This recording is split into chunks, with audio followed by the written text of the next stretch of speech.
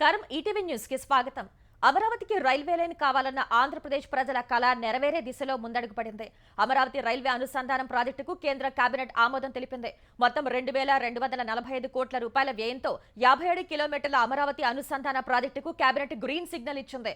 ఈ railway line Errupalem నుంచి అమరావతి మీదుగా నంబూరు వరకు నిర్మించనుండగా తెలంగాణలో ఖమ్మం జిల్లా, ఏపీలో ఎన్టీఆర్, గుంటూరు జిల్లాల గుండా వెళ్లనుంది. ఈ రైల్వే లైన్ నిర్మాణం పూర్తయితే హైదరాబాద్, చెన్నై, కోల్కతాలకు వెళ్లే రైల్వే లైన్లతో అమరావతిని అనుసంధానం చేస్తుంది. ఈ లైన్ ద్వారా దక్షిణ భారతాన్ని మధ్య ఉత్తర భారతంతో అనుసంధానం మరింత సులభతరం అవుతుంది. అమరలింగేశ్వర స్వామి, అమరావతి స్థూపం, ధ్యానబుద్ధ సహా ఉండవల్లి గుహలకు వెళ్లే వారికి సులువైన మార్గం కానుంది. మచిలీపట్నం, కృష్ణపట్నం, కాకినాడ పోర్టులకు కూడా అనుసంధానం సులభమవుతుంది. ఈ లైన్ నిర్మాణంతో పాటే 25 లక్షల చెట్లు నాటుతూ కాలుష్య నివారణకు కూడా చర్యలు చేపట్టనున్నట్లు కేంద్రం తెలిపింది. ఈ రైల్వే లైన్ లో భాగంగా కృష్ణానదిపై 3.2 కిలోమీటర్ల వంతెన నిర్మాణం చేయనున్నట్టు కేబినెట్ నిర్ణయాలను వెల్లడించిన రైల్వే మంత్రి అశ్విని వైష్ణవ్ చెప్పారు. ఇదే సమయంలో 4544 కోట్ల రూపాయల వ్యయంతో బీహార్లో 256 కిలోమీటర్ల రైల్వే ప్రాజెక్టుకు కేంద్ర కేబినెట్ ఆమోదం తెలిపినట్టు మంత్రి వివరించారు. మరోవైపు ఆంధ్రప్రదేశ్ రణస్థలం శ్రీకాకుళం మధ్య 6 లేన్ల ఎలివేటెడ్ రోడ్ కారిడార్ నిర్మాణాన్ని చేపట్టనున్నట్టు కేంద్ర ఉపరితల రవాణా శాఖ మంత్రి నితిన్ గడ్కరీ తెలిపారు. మొత్తం 252.42 కోట్ల రూపాయల వ్యయంతో ఈ కారిడార్ నిర్మాణాన్ని చేపట్టనున్నట్టు సామాజిక మాధ్యమం ఎక్స్ లో గడ్కరీ వెల్లడించారు. ఈ ప్రాజెక్టు పూర్తయితే ఆ మార్గంలో ట్రాఫిక్ ఇబ్బందులు తీరడమే కాకుండా రహదారి భద్రతకు హామీ లభిస్తుందని గడ్కరీ వివరించారు. అంతేకాకుండా ఆర్థిక కార్యకలాపాలు పెరిగి నూతన ఉపాధి అవకాశాలు లభిస్తాయని తెలిపారు. ఏపీలో ప్రజారోగ్యాన్ని ప్రభుత్వం గాలికి వదిలేస్తుందని వైసీపీ అధ్యక్షుడు జగన్ విమర్శించారు. విజయనగరం జిల్లా గుర్లలో పర్యటించిన ఆయన డయేరియా మృతుల కుటుంబాలను పరామర్శించారు. డయేరియాతో చనిపోయిన వ్యక్తుల కుటుంబాలకు వైసీపీ తరపున ఒక్కొక్కరికి 2 లక్షల రూపాయల ఆర్థిక సాయం అందించారు. కూటమి ప్రభుత్వ నిర్లక్ష్యంతో గ్రామాల్లో పారిశుద్ధ్యం పడకేసిందన్నారు. జగన్ పర్యటనలో వైసీపీ కార్యకర్తలు అత్యుత్సాహం ప్రదర్శించారు. ఒక్కసారిగా వైసీపీ కార్యకర్తలు ఎగబట్టంతో తోపులాట జరిగింది. తోపులాటలో కొంతమంది వైసీపీ కార్యకర్తలు కింద పడిపోయారు. పోలీసుల అప్రమత్తతో ప్రమాదం తప్పింది. ఇదే సమయంలో తన సోదరి షర్మిలతో ఆస్తుల పంచాయతీపై స్పందించిన జగన్ ఈ గొడవలు అన్ని కుటుంబాల్లో ఉండేవే అని వ్యాఖ్యానించారు. గత వైసీపీ ప్రభుత్వ తప్పిదాల వల్లనే ప్రజలు అనేక సమస్యలతో ఇబ్బందులు పడుతున్నారని హోంమంత్రి బంగళపూడి అనిత అన్నారు. విజయనగరం జిల్లా గుర్లలో డయేరియాపై విచారణ జరుగుతోందని తెలిపారు. డిప్యూటీ సీఎం పవన్ కళ్యాణ్ కూడా గుర్ల గ్రామంలో పర్యటించారని, కొన్ని రోజులుగా మెడికల్ క్యాంపులు నిర్వహిస్తున్నామని చెప్పారు. గుర్లలో వైసీపీ అధ్యక్షుడు జగన్ పర్యటనపై స్పందించిన హోంమంత్రి తన తల్లి, చెల్లెలిపై ఏదో రోజు కేసు పెడతాడని అనుకున్నానని తెలిపారు. జగన్ కోసం షర్మిల పాదయాత్ర చేశారని గుర్తు చేశారు. మరో చెల్లి న్యాయం కోసం ఢిల్లీ చుట్టూ తిరిగితే సిఐడికి ఇస్తానంటూ మోసం చేశారని అన్నారు. కానీ తమ ప్రభుత్వం ఇప్పుడు చెల్లెలికి, తల్లికి రక్షణ కల్పిస్తోందని తెలిపారు. జగన్ను వాళ్ల పార్టీ నేతలే నమ్మే పరిస్థితి లేదని హోంమంత్రి అనిత వ్యాఖ్యానించారు. పల్నాడు జిల్లా దాచేపల్లిలో వాంతులు, విరోచనాలతో 2 మృతి చెందటం కలకలం రేపింది. అంజనాపురం కాలనీలో పలువురు వాంతులు, విరోచనాలతో బాధపడుతుండగా తమ్మిశెట్టి వెంకటేష్ అనే 20 ఏళ్ల యువకుడు, వీరయ్య అనే వృద్ధుడు ప్రాణాలు కోల్పోయారు. మరికొందరు ప్రభుత్వ, ప్రైవేట్ ఆసుపత్రిలో చికిత్స పొందుతున్నారు. అతిసార వ్యాధి లక్షణాలను గుర్తించిన నగర పంచాయతీ అధికారులు పట్టణంలో పారిశుధ్య పనులు ముమ్మరం చేశారు. మురుగు కాలువల్ని శుభ్రం చేశారు. చెత్తా చెదారం తొలగించి వీధుల్లో బ్లీచింగ్ వేశారు.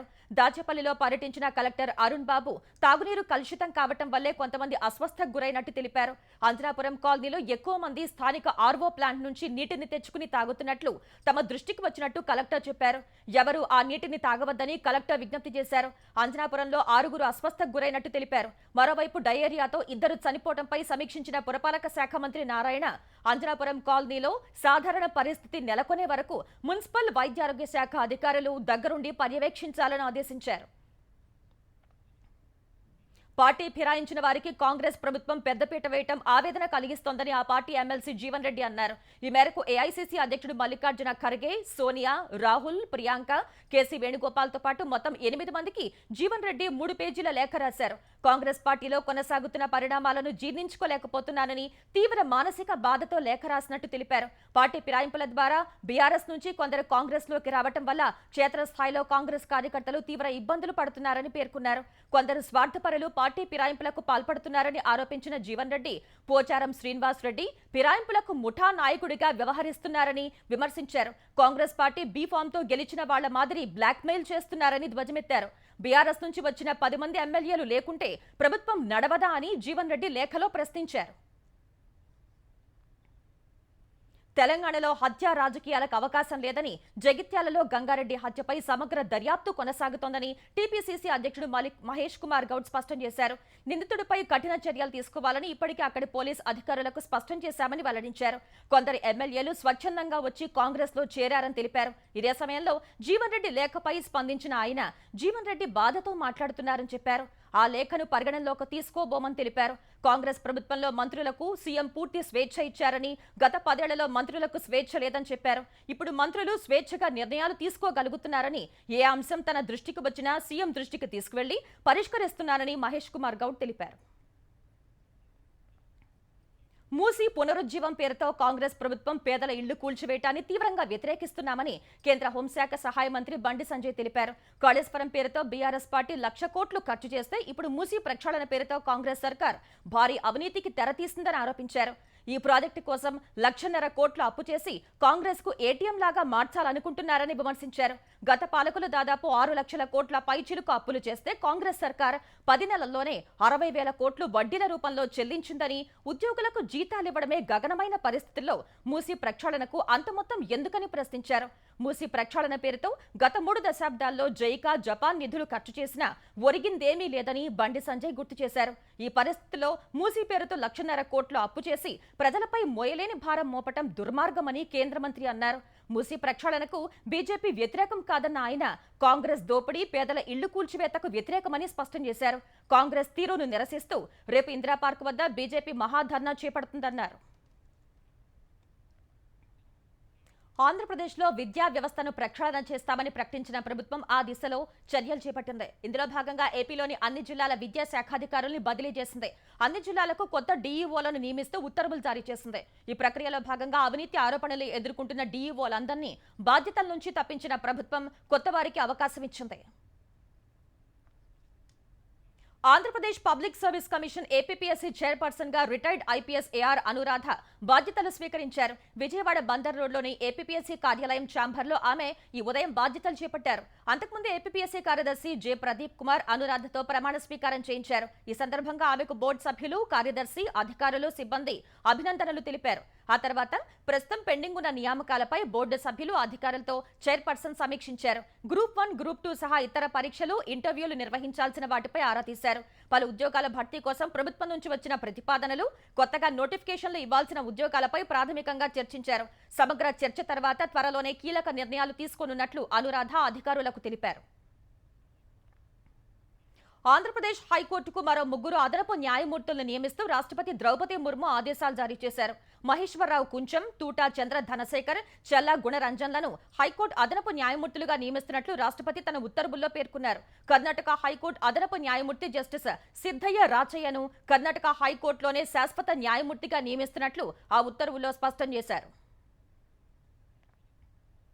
10 ఏళ్ల పాలనలో బీఆర్ఎస్ పార్టీ చేసిన అనేక కుంభకోణాల్లో ఏదో ఒకటి దీపావళిలోపే టపాసులా పేలుతుందని తెలంగాణ రెవెన్యూ మంత్రి పొంగులేటి శ్రీనివాసరెడ్డి అన్నారు. దక్షిణ కొరియాలో 4వ రోజు పర్యటిస్తున్న తెలంగాణ ప్రతినిధుల బృందం మూసీ పునరుజ్జీవం తదితర అంశాలపై విస్తృతంగా అధ్యయనం చేసింది. సియోల్లో చేపట్టిన విధానాలు మూసీ ప్రాజెక్టులో చేపట్టి ఆ నదికి పునరుజ్జీవం తీసుకువచ్చేలా మంత్రుల బృందం ఓ అవగాహనకు వచ్చింది. ఇదే సమయంలో గత బీఆర్ఎస్ పాలనపై స్పందించిన పొంగులేటి ఆ ప్రభుత్వంలో చేసిన కుంభకోణాలపై వారిని అరెస్ట్ చేయాలా, జీవితకాలం జైల్లో పెట్టాలా అనేది చట్టం చూసుకుంటుందని తెలిపారు. ఆస్తుల రికవరీ కూడా చట్టమే చూసుకుంటుందన్న పొంగులేటి అది ప్రభుత్వ నిర్ణయం కాదని స్పష్టం చేశారు. విభజన హామీలో అత్యంత కీలకమైన రైల్వే కోచ్ ఫ్యాక్టరీ ఏర్పాటుపై దృష్టి సారించాలని తెలంగాణ ఎంపీలు దక్షిణ మధ్య రైల్వే జీఎం అరుణ్ కుమార్ కు విజ్ఞప్తి చేశారు. రైల్వే స్టేషన్లలో మౌలిక సదుపాయాలు మెరుగుపరచాలని కోరారు. కరోనాకు ముందు ఉన్న రైళ్ల స్టాపేజీలను పునరుద్ధరించాలని విజ్ఞప్తి చేశారు. సికింద్రాబాద్ రైలు నిలయంలో ఎంపీలతో దక్షిణ మధ్య రైల్వే జీఎం అరుణ్ కుమార్ నియోజకవర్గాల వారీగా సమీక్ష నిర్వహించారు. దక్షిణ మధ్య రైల్వే పరిధిలో కొన్ని ఆర్ఓబీల నిర్మాణం నత్తనడకన జరుగుతోందని, త్వరితగతిన పూర్తి చేయాలని ఎంపీ ఈటెల రాజేందర్ కోరారు. జమ్మికుంట రైల్వే స్టేషన్లో 3 లైన్లను అభివృద్ధి చేయాలని సూచించారు. ఎంఎంటీఎస్ ఫ్రీక్వెన్సీ పెంచాలని, రైళ్ల సంఖ్యను పెంచాలని విజ్ఞప్తి చేశారు. ఎంపీలతో ఏడాదికి 2 సార్లు సమావేశాలు నిర్వహించాలని, దక్షిణ మధ్య రైల్వే పరిధిలో వైద్య సౌకర్యాలు మెరుగుపరచాలని సూచించినట్లు రాజ్యసభ సభ్యుడు సురేష్ రెడ్డి తెలిపారు. నిజామాబాద్ కు కొత్త రైల్వే లైన్లను ఏర్పాటు చేయాలని కోరినట్లు చెప్పారు. కాజీపేటలో కోచ్ ఫ్యాక్టరీగా 2025 ఆగస్టు వరకు అప్గ్రేడ్ చేస్తున్నట్లు జీఎం చెప్పగా ఆ పనులు త్వరగా పూర్తి చేయాలని కోరినట్లు ఎంపీ కడియం కావ్య తెలిపారు. బ్రిటిష్ కాలం నాటి పోలీసు విధానాలు అమలు చేస్తూ పోలీసులైన తమ భర్తలతో వెట్టి చాకరీ చేయించడాన్ని ఆపేయాలంటూ తెలంగాణలోని పలు ప్రాంతాల్లో మహిళలు ఆందోళనకు దిగారు. రాజన్న సిరిసిల్ల జిల్లాలోని అంబేద్కర్ చౌరస్తాలో 17వ బెటాలియన్ పోలీసుల భార్యలు రోడ్డెక్కి ధర్నా చేపట్టారు. తమ భర్తలతో కూలీ పనులు చేయిస్తున్నారని ఆరోపించిన మహిళలు చెత్త ఏరే పనులు, మట్టి పనులు చేయిస్తున్నారని ఆవేదన వ్యక్తం చేశారు. పోలీసుల విధులకు తమ భర్తలు చేస్తున్న పనికి సంబంధం లేదని ఆగ్రహం వ్యక్తం చేశారు. తమిళనాడు, కర్ణాటక పోలీసు విధానాన్ని అనుసరించాలంటూ రోడ్డెక్కిన పోలీసుల భార్యల్ని పోలీసులు అరెస్ట్ చేసి స్టేషన్కు తరలించారు. నిజామాబాద్ జిల్లా డిచ్పల్లిలో 7వ బెటాలియన్ పోలీసుల భార్యలు నిజామాబాద్ కామారెడ్డి రహదారిపై బైఠాయించారు. ఆదిలాబాద్ లో పోరుబాటకు వెళ్తున్న బీఆర్ఎస్ అధ్యక్షుడు కేటీఆర్ ను వారు అడ్డుకున్నారు. తమకు న్యాయం చేసే విధంగా చూడాలని కేటీఆర్ కు విజ్ఞప్తి చేశారు. పోలీసు విధానంపై అసెంబ్లీలో చర్చిస్తామని కేటీఆర్ వారికి హామీ ఇచ్చారు. తీవ్ర తుపానుగా మారిన దానా ధాటికి ఒడిశా, పశ్చిమ బంగాల్, జార్ఖండ్ లో భారీగా వర్షాలు కురుస్తున్నాయి. సముద్రంలో అలల ఉధృతి పెరిగితే గురువారం అర్ధరాత్రి లేదంటే శుక్రవారం తెల్లవారుజామున తుపాను తీరం దాటవచ్చని ఒడిశా వాతావరణ విభాగం తెలిపింది. తీరం దాటే సమయంలో గంటకు 100 నుంచి 120 కిలోమీటర్ల వేగంతో గాలులు వీస్తాయని, భారీ వర్షాలు కూడా కురుస్తాయని వివరించింది. ఒడిశాలోని బీతర్ కనికా దామ్రా పోర్టు మధ్య దానా తుపాను తీరం దాటే అవకాశాలు ఎక్కువగా ఉన్నాయని వెల్లడించింది. ఈ నేపథ్యంలో ఒడిశా ప్రభుత్వం కోస్తా జిల్లాల్లో లోతట్టు ప్రాంతాల ప్రజల్ని సురక్షిత ప్రాంతాలకు తరలిస్తోంది. బుధవారం సాయంత్రానికి 3 లక్షల మందిని తరలించినట్లు చెప్పిన ఒడిశా ముఖ్యమంత్రి మోహన్ చరణ్ మాఝీ మరో 7 లక్షల మందిని తరలించే ప్రక్రియ కొనసాగిస్తున్నట్టు చెప్పారు. మొత్తం 14 జిల్లాల నుంచి 10,60,000 మందిని తరలించాలని ఒడిశా ప్రభుత్వం లక్ష్యంగా పెట్టుకుంది. ఇప్పటికే ఎన్డీఆర్ఎఫ్ సహా విపత్తు నిర్వహణ బృందాలను 14 జిల్లాల్లో మోహరించారు. పశ్చిమ బంగాల్లోని అనేక జిల్లాల్లో మోస్తరు నుంచి భారీ వర్షాలు కురుస్తున్నాయి. కోల్కతాలో సైతం అడపాదడపా వర్షాలు పడుతున్నాయి. తుపాను దృష్ట్యా తూర్పు, ఆగ్నేయ రైల్వేలు గురు, శుక్రవారాల్లో పెద్ద సంఖ్యలో రైళ్లను రద్దు చేశాయి.